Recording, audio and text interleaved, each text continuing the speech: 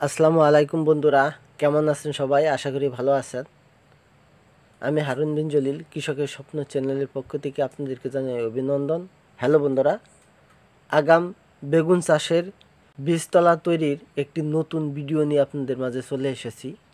যারা আগাম বেগুন চাষ করতে চাচ্ছেন এবং সামনে যেই রমজান মাস আসছে, এই রমজান মাস টার্গেট করে বেগুন চাষ করতে চাচ্ছেন, তাদের জন্য বীজতলা তৈরি করার এখনই সময়।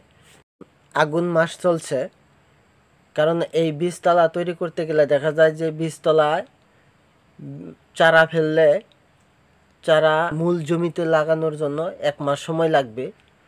আর এই চারা যখন আমরা মূল জমিতে লাগাবো, তখন আরও 2 মাস পরে সেখান থেকে আমরা প্রোডাকশন আশা করতে পারবো। তাহলে এখানে দেখা যাচ্ছে যে আমাদের 3 মাস সময় লেগে যাচ্ছে। আর এই 3 মাস সময় অতিক্রম করলেই চৈত্র মাস চলে আসবে। যারা আগাম বেগুন চাষ করবেন তারা দেখা যায় যে এই চৈত্র মাসের পহেলার দিকেই এই বেগুনগুলা তারা জমি থেকে উত্তোলন করতে পারবেন, এবং কি এই চৈত্র মাসের দিকেই রমজান মাস চলে আসছে। সুতরাং এখানে দুটাই প্লাস পয়েন্ট। একদিকে যেমন রমজান মাসের টার্গেট পূরণ হতে যাচ্ছে, আরেকদিকে দেখা যায় যে আগাম যেই আমরা বেগুন চাষ করতে যাচ্ছি এটাও উচ্চ মূল্য পাওয়া সম্ভব। যদিও গতবার বেগুনের বাজার খুব খারাপ ছিল, কিন্তু এবার তো ভালোও যেতে পারে। তাছাড়া ফসল চাষাবাদ করতে গেলে কখন লটারি লেগে যাবে এটা বলা মুশকিল। তাহলে দেখা যায় যে শুধু আমাদের রমজান মাসকে টার্গেট করে এই বেগুন চাষ নয়, এই বেগুনটা আগাম। আর এই বেগুনটা আমরা যখন চাষ করব তখন মাঠে আর কোনো পুরাতন বেগুন থাকবে না। আমাদের যে বেগুনগুলো আমরা মাঠে নামাবো সেগুলোই প্রথম। আর তখন বেগুনের দাম অবশ্যই থাকবে। রমজান মাস তো মাত্র 1 মাস, তারপরে আরও অনেক দিন আছে, পরে থাকবে। আর এই সময়গুলোতেই আমরা বেগুনের উচ্চ মূল্য বাজার পাবো। সেজন্য আমি এই আগাম যে বীজতলা তৈরি করার জন্য, বেগুনের চারা তৈরি করার জন্য আমি অলরেডি বীজ বাজার থেকে ক্রয় করে এনেছি। সেটি হচ্ছে লাল তীরের পাবল কিং বেগুন। আর এই বেগুনটা সবচাইতে মানে প্রোডাকশনের দিক দিয়ে সবচাইতে বেটার। আমি এর পূর্বে দেখা যায় যে ইস্পাহানি চাষ করেছিলাম, অন্যান্য বেগুন চাষ করেছিলাম, কিন্তু এত ফলন আমি কোনো দিনই পাইনি। গতবার যদিও আমি আগাম বেগুন চাষ করেছিলাম, কিন্তু বাজার মূল্য খুব খারাপ ছিল।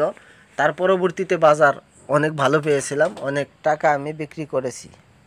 আশা করছি যে এইবারও সেই টার্গেটকে সামনে রেখেই এই আমার বেগুন চাষ।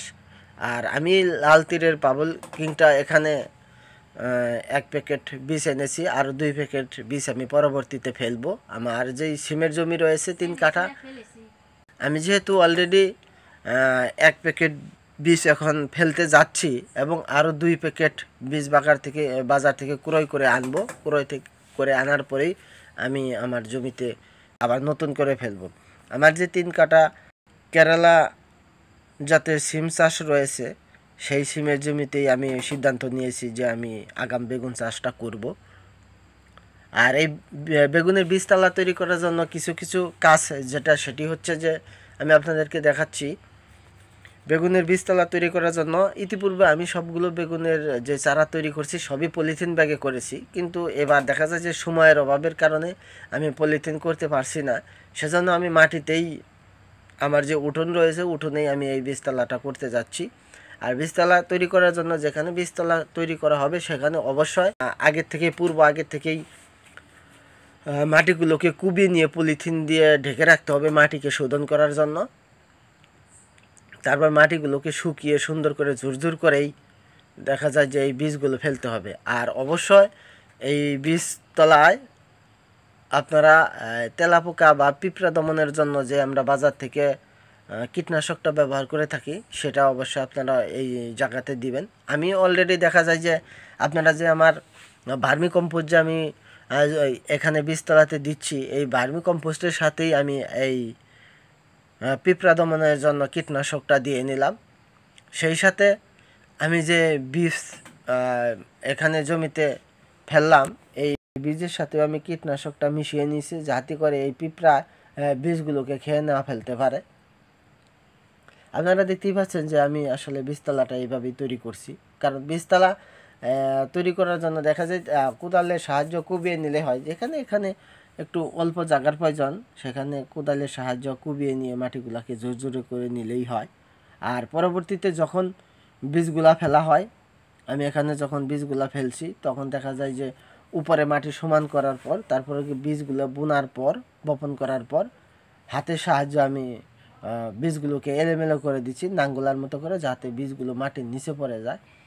আর চাইলে এখানে আরেকটা কাজ করা যায়, সেটা হচ্ছে যে এভাবে মাটিগুলোকে বীজের সাথে মিক্সার করে দেওয়ার পর আরও কিছু সাইডে মাটি ঝুরঝুরা করে নিয়ে এই বীজতলার উপর দিয়ে ছিটিয়ে দিলে দেখা যায় যে কোনোগুলা বীজ যদি মাটির উপরে ভেসে থাকে তাহলে সেই বীজগুলো মাটির নিচে পড়ে যাবে।